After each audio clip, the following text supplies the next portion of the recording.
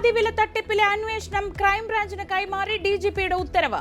Arrest ഒഴിവാക്കാൻ മുൻകൂർ ജാമ്യത്തിന് ശ്രമം തുടങ്ങിയ ആനന്ദകുമാർ. തട്ടിയെടുത്ത പണം അനന്തു കൃഷ്ണൻ ജീവിതം ആഡംബരമാക്കാൻ ചെലവഴിച്ചതിനും തെളിവ് പുറത്ത്. അനന്തു കൃഷ്ണനിൽ നിന്ന് പാർട്ടി ഫണ്ട് വാങ്ങിയിരുന്നെന്ന് സമ്മതിച്ച് CPM ഇടുക്കി ജില്ലാ സെക്രട്ടറി CV വർഗീസ്.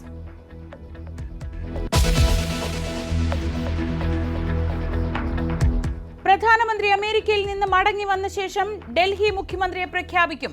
പർവേഷ് വർമ്മയ്ക്ക് തന്നെ കൂടുതൽ സാധ്യത. MLA-മാരുമായി ചർച്ച പൂർത്തിയാക്കി BJP നേതൃത്വം. മണിപ്പൂരിൽ പുതിയ മുഖ്യമന്ത്രിയെ കണ്ടെത്താൻ BJP ശ്രമം.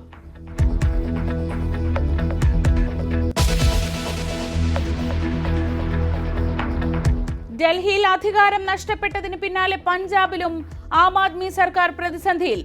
ആപ്പ് MLA-മാരെ വലയിലാക്കി അധികാരം പിടിക്കാൻ കോൺഗ്രസിന്റെ പദ്ധതി. MLA-മാരുടെ യോഗം വിളിച്ച അരവിന്ദ് കെജ്രിവാൾ.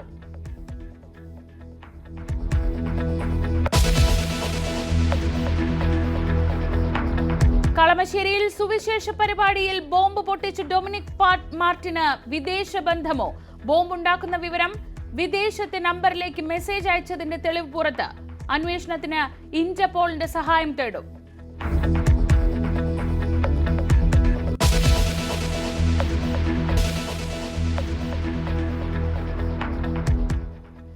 ചേർത്തല അർത്തുങ്കലിൽ ബാർ അടിച്ചു തകർത്ത് മദ്യക്കുപ്പിയുമായി കടന്ന കൊട്ടേഷൻ സംഘം.